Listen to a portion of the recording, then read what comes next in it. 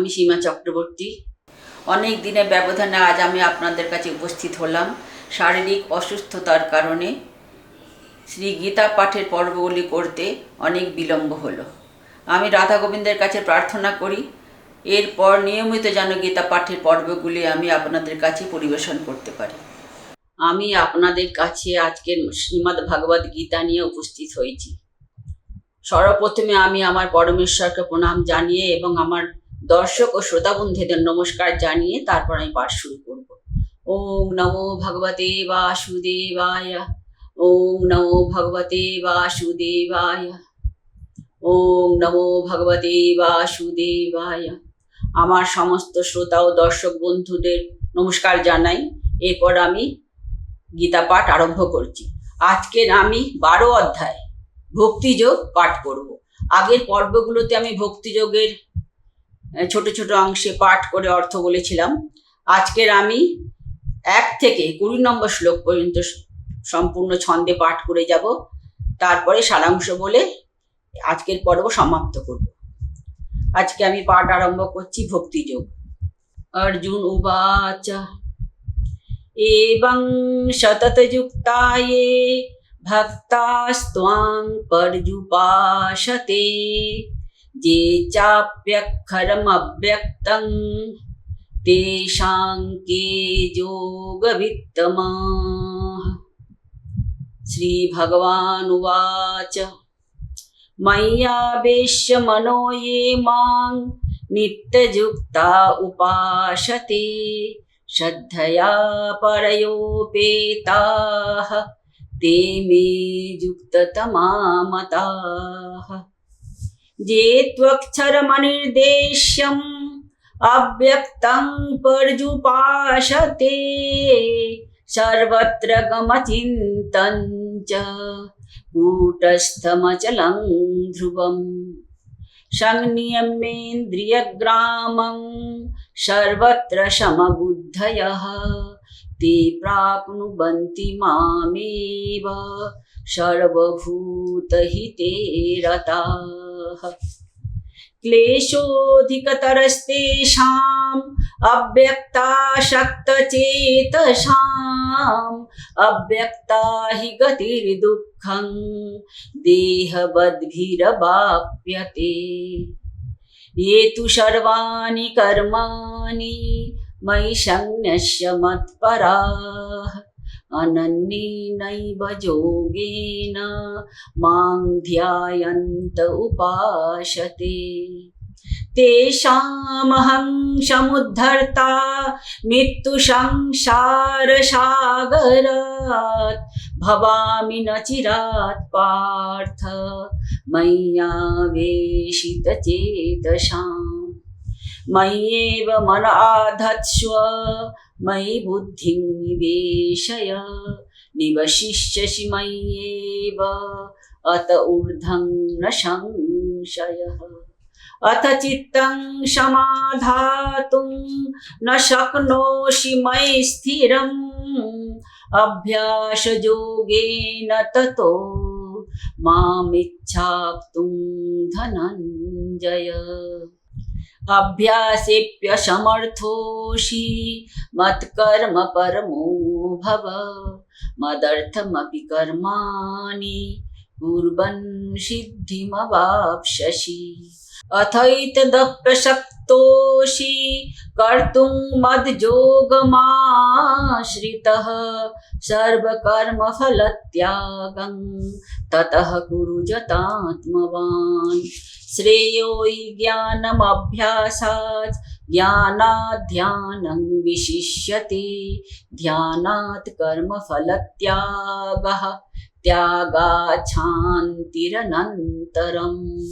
अद्वेष्टा सर्वभूतानां मैत्रः करुण एव च निर्ममो निरहङ्कारः समदुःखसुखक्षमी। सन्तुष्ट सततं योगी यतात्मा दृढनिश्चयः मय्यर्पितमनो बुद्धिः यो मद्भक्तः स मे प्रियः यस्मान्नो द्विजते लोको लोकान्नो द्विजते च यः हर्षमर्षभयोद्वेगैर्मुक्तो यः स च मे प्रियः अनपेक्षः शुचिर्दक्षः उदासीनो गतव्यथः सर्वारम्भ परित्यागी जो मद्भक्तः स मे प्रियः जो न हृष्यति न द्वेष्टि न शोचति न काङ्क्षति शुभाशुभ परित्यागी भक्तिमान् यः स मे प्रियः समशत्रौ च मित्रे च तथा मानापमानयोः शीतोष्ण सुख दुःखेषु समः संगविवर्जितः तुल्यनिन्दा स्तुतिर्मौनी सन्तुष्टो येन केनचित् अनिकेत स्थिरमतिः भक्तिमान् मे प्रियो नरः ये तु धर्मामृतमिदं यथोक्तं पर्युपासते श्रद्धधाना मत्परमा भक्तास्तेतीव मे प्रियाः। ओम तत्सदिति श्रीमद्भगवद्गीतासु उपनिषत्सु ब्रह्मविद्यायां योगशास्त्रे श्रीकृष्णार्जुन संवादे भक्तियोगो नाम द्वादशोऽध्यायः। আমার দ্বাদশ অধ্যায় 12 অধ্যায় 1 থেকে 20 নম্বর শ্লোক পর্যন্ত ছন্দে পাঠ হয়ে গেল। এবার আমি সার বিশ্লেষণ একটু আলোচনা করে নেব। ভগবান এই দ্বাদশ অধ্যায় 12 অধ্যায় ভক্তি যোগে ভক্তির মাহাত্ম্য বর্ণনা করেছেন। ভক্তি দ্বারা ভগবানকে কি করে প্রাপ্ত হওয়া যায় এবং এই পথ অত্যন্ত সহজ এবং সুগম এবং ভগবানকে পাওয়া আমাদের পক্ষে অত্যন্ত সহজ হবে, সেই কথা ভগবান এই ভক্তিযোগে বলেছেন। ভগবান বলছেন ভক্তিযোগে যারা ভক্তি দ্বারা ভগবানকে সাধন ভজন করেন তারা ভগবানের সাথে যুক্ততম, মানে যত যোগী আছেন যোগীদের মধ্যে তিনি যোগী শ্রেষ্ঠ। যুক্ততম মানে যোগী শ্রেষ্ঠ, তিনি যোগী শ্রেষ্ঠ যিনি ভগবানের সাথে অন্তরাত্মা দিয়ে যুক্ত থাকেন, সব সময় সর্বক্ষণ ভগবানের সাথে যুক্ত থাকেন, ভগবানের চিন্তন ভজন করেন, ভগবানের ধ্যান করেন, ভগবানের সাধনা করেন, ভগবানের নাম করেন। যারা ভগবানের সাথে সবসময় যুক্ত তিনি হচ্ছেন যোগী শ্রেষ্ঠ, যুক্ততম তিনি হচ্ছেন যোগী শ্রেষ্ঠ। ভগবানকে অর্জুন প্রশ্ন করছে যে যারা ভক্তি সহকারে তোমার সাধন ভজন করেন এবং যারা অক্ষর ব্রহ্মের উপাসনা করেন তাদের মধ্যে শ্রেষ্ঠ যোগী কে? তো ভগবান এই ভক্তিযোগে তো ভক্তির মাহাত্ম্য বর্ণনা করছেন, সেই জন্য এই অধ্যায়ের নাম ভক্তিযোগ। এখানে শুধু ভক্তির মাহাত্ম্য বলা হয়েছে, ভক্তি দ্বারা কি করে ভগবান পাওয়া যাবে সে কথা ভগবান এখানে বলেছেন। তা আমাদের গৃহীর পক্ষে যারা আমরা গৃহে বসে আমাদের কর্তব্য কর্ম করে ভগবানের সাধন ভজন করতে চাই তাদের পক্ষে এই অধ্যায়টা অত্যন্ত প্রয়োজনীয় এবং অত্যন্ত গ্রহণযোগ্য। তো ভগবানকে অর্জুন প্রশ্ন করছেন যে কে যোগীর মধ্যে শ্রেষ্ঠ কে? যারা ভক্তি সহকারে তোমার লীলা গুণ কীর্তন করে সাধন ভজন করেন এবং যারা অক্ষর অবিনাশী ব্রহ্মের উপাসনা করেন তার মধ্যে শ্রেষ্ঠ কে? তো ভগবান বলছেন যে যারা ভগবানের কৃষ্ণ রূপে, শ্রী হরি রূপে, শ্রী নারায়ণের স্বরূপের সাধন ভজন লীলা কীর্তন করেন, সর্বসময় ভগবানের সাথে যুক্ত থাকেন এবং সমস্ত সময় যুক্ত থেকে নিজের সংসারের প্রতিটি কাজকর্ম করেন, কাজকর্ম করার সাথে সাথে তিনি ভগবানের সাথে যুক্ত থাকেন। ভগবান বলছেন সেই যোগী যুক্ততম অর্থাৎ শ্রেষ্ঠ যোগী যিনি ভগবানের সাথে সবসময় যুক্ত থাকেন। কিন্তু যারা অক্ষর ব্রহ্মের উপাসনা করেন তারাও ভগবান বলছে আমাকেই প্রাপ্ত হন। ভক্তি যোগ দ্বারা ভগবান বলছেন আমাকে প্রাপ্ত হন এবং অক্ষর ব্রহ্মের যারা নিরাকার অক্ষর ব্রহ্মের সাধনা করেন তারাও আমাকেই প্রাপ্ত হন। কিন্তু অক্ষর ব্রহ্মের নিরাকার নির্গুণ অক্ষর ব্রহ্মের উপাসনা করা অত্যন্ত ক্লেশদায়ক। কেন? কারণ যতক্ষণ না দেহাত্মবোধ বিদূরিত হচ্ছে, দেহাত্মবোধ দূর হচ্ছে। দেহাত্মবোধ কি? যে আমার দেহ, আমার শরীর, আমার খিদা, আমার ব্যথা, ক্লেশ, কষ্ট, এইসব বোধ থাকলে অক্ষর ব্রহ্মের উপাসনা করা অত্যন্ত ক্লেশদায়ক, করা সম্ভব নয়। তাকে দেহাত্মবোধ, দেহবোধ ত্যাগ করতে হবে। এই দেহবোধ ত্যাগ করা অত্যন্ত কঠিন। এই দেহবোধ ত্যাগ করতে গেলে অনেক শিশুকাল থেকে, অনেক শৈশব থেকে, গুরুর আশ্রমে থেকে, গুরুর সান্নিধ্যে, গুরুর পরামর্শে আমাদের যারা এই অক্ষর ব্রহ্মের সাধনা করে তারা এটাকে করতে সক্ষম হন। কিন্তু যারা আমরা গৃহী, আমরা গৃহে থেকে, যারা আমরা গৃহের কাজ কর্ম করে, নিজেদের নিত্য নৈমিত্তিক কর্ম করে আমরা ভগবানকে সাধন ভজন করতে চাই, তাদের পক্ষে এই ভক্তিযোগী অত্যন্ত সহজলভ্য এবং সুখকর। নিয়ম মেনে চলা অত্যন্ত সহজ। সেই জন্য ভগবান বলছেন যে নিরাকার নির্গুণ অক্ষর ব্রহ্মের সাধনা করা অত্যন্ত কঠিন। কিন্তু যারা ভগবানের সগুণ, যারা লীলাময় কৃষ্ণের, শ্রীহরির, যারা ভগবানের লীলা কীর্তন, গুণ, ভগবানের গুণগান, ধ্যান, ভগবানের জপ, ভগবানের চিন্তন, এই পথে যারা সাধন ভজন করে তারা সহজেই ভগবানকে প্রাপ্ত হন এবং নির্গুণ নিরাকার ব্রহ্ম সেই ভগবান বলছে আমাকেই প্রাপ্ত হন। ভক্তিযোগ্য ভগবান শ্রীকৃষ্ণকে প্রাপ্ত হন এবং ব্রহ্মের সাধনা জ্ঞানযোগী যারা জ্ঞানযোগী, সাংখ্যযোগী যারা তারা জ্ঞান যোগে সাধনা করে, তাদের সাংখ্যযোগী বলা হয়। তাই সাংখ্যযোগী যারা জ্ঞান পথে সাধনা করেন তারাও ভগবান বলছেন আমাকেই প্রাপ্ত হন। শ্রীকৃষ্ণকে, শ্রী বিষ্ণুকে, ভগবান শ্রীহরিকেই তারা প্রাপ্ত। তারপরে ভগবান বলছেন সমস্ত কর্ম ভগবানে অর্পণ করে, একমাত্র ভগবানেতে চিত্ত একাগ্র করে ভগবানের ধ্যান, ভগবানের নাম গুণগান করেন, তারা অচিরাতেই ভগবান তাদের এই দুঃখময় সংসার থেকে, দুঃখের সাগর থেকে অচিরেই ভগবান তাদের উদ্ধার করে। তারপরে ভগবান 8 নম্বর শ্লোকে কি বলছেন? যিনি আমাতে মন স্থাপন করেন এবং আমাতে বুদ্ধি নিবিষ্ট করেন, তাহাদের দেহান্তে তিনি আমাতেই বাস করবেন, এতে কোনো সন্দেহ নেই। অর্থাৎ আমাতেই বাস করলে ভগবানকে প্রাপ্ত হবে, এতে কোনো সন্দেহ নেই। ভগবান 8 নম্বর শ্লোকে বলেছেন।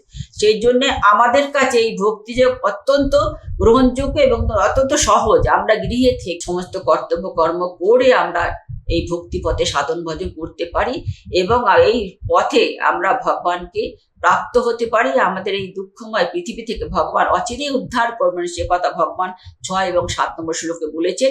এবং 8 নম্বর শ্লোকে বলছেন যে যারা দেহান্তে আমাকে চিন্তন করতে করতে যারা দেহ ত্যাগ করবে তারা আমাতেই বাস করবে, এতে কোনো সন্দেহ নেই। দেহান্তে আমরা কিভাবে চিন্তন করতে পারবো? আমরা যদি সারা জীবন সর্বক্ষণ ভগবানের চিন্তন করি, ভগবানের নাম ধ্যান গুণগান, ভগবানের কীর্তন, ভগবানের নাম জপ ইত্যাদি আমরা সর্বক্ষণ করতে পারি এবং তার সাথে সাথে আমরা সংসারে কাজও করতে পারি, তা মোটেই অসম্ভব না। এটা অভ্যাসের ব্যাপার, অভ্যাস করলেই তা সম্ভব হয়ে যাবে। তো আমরা সংসারের কাজ করে বাড়ির প্রত্যেককে আমরা যত্ন সহকারে তাদের দেখাশোনা করে আমরা ভগবানের সাধন ভজন করতে পারবো।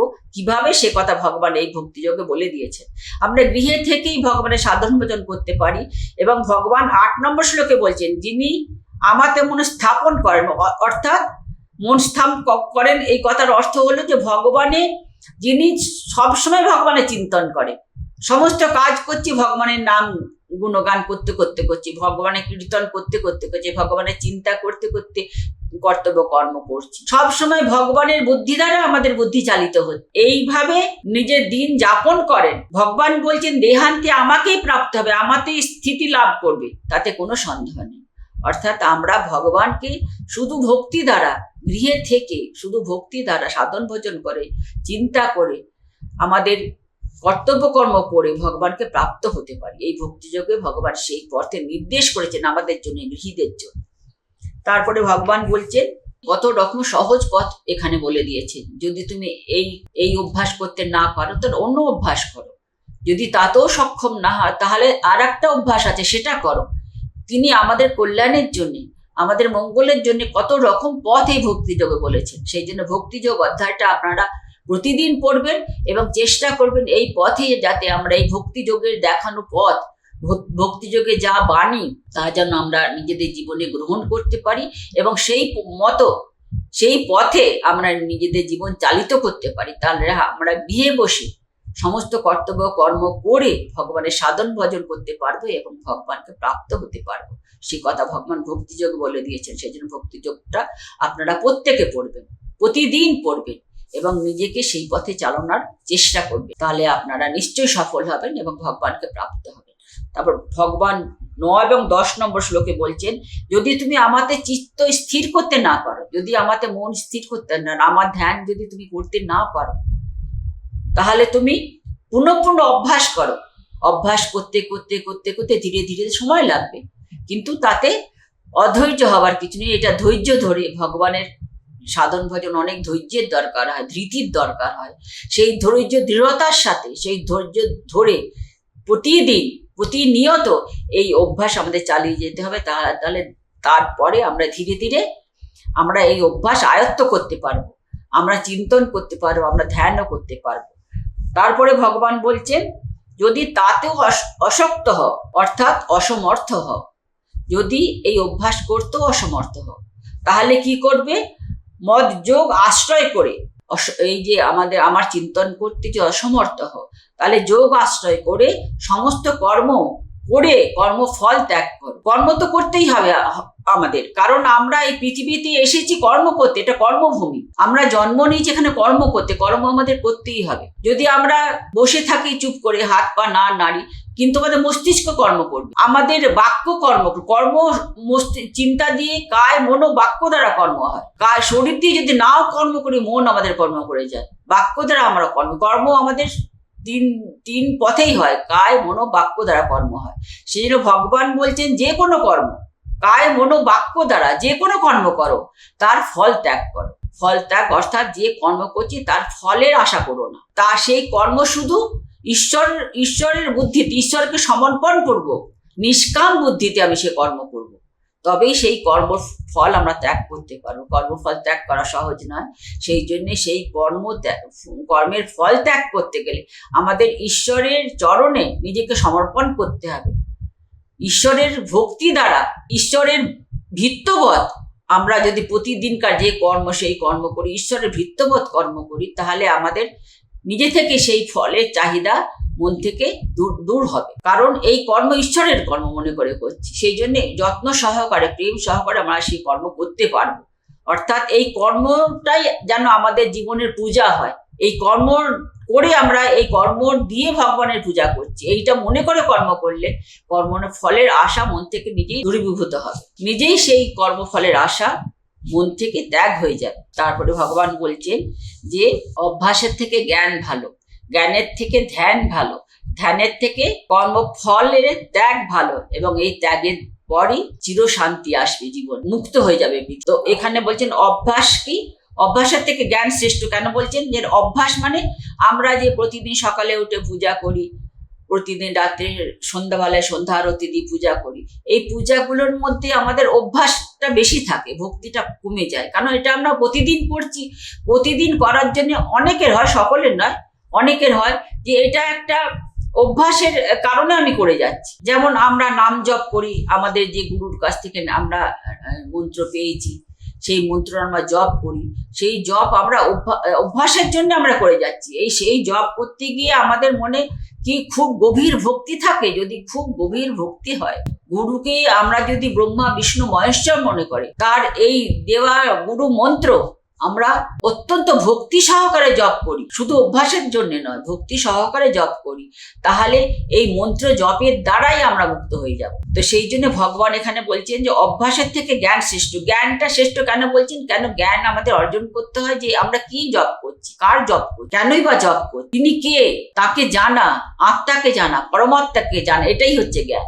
যে মন্ত্র আমি আমার গুরু দিয়েছে, সেই যে মন্ত্র আমি জপ করছি, সেই জপ করে আমার কি মঙ্গল হবে সেটাকে জানা, সেই জপ করেও আমার মঙ্গল কেন হচ্ছে না তা জানা, এবং ভগবানকে জানা, পরমেশ্বরকে জানাই হচ্ছে জ্ঞান।